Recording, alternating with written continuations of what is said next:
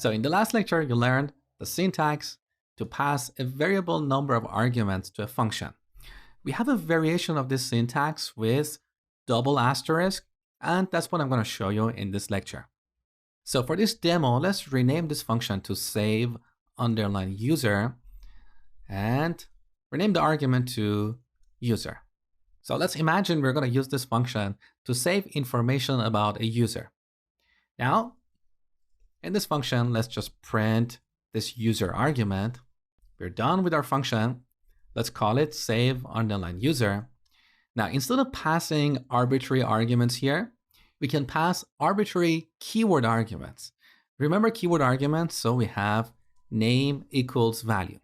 So here we can add multiple keyword arguments like ID equals 1, name equals John, age equals 22, and so on.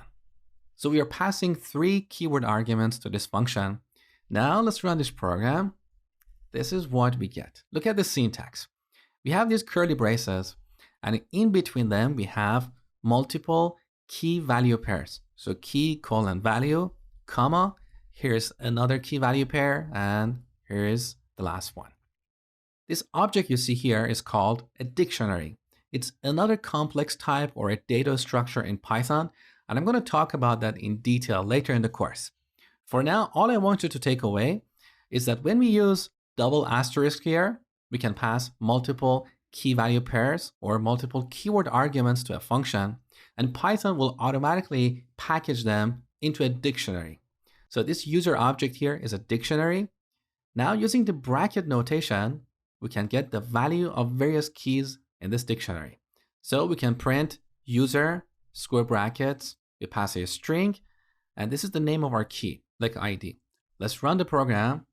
We get 1, or we can access the value of name key, run the program. So name is John. So this is how dictionaries work.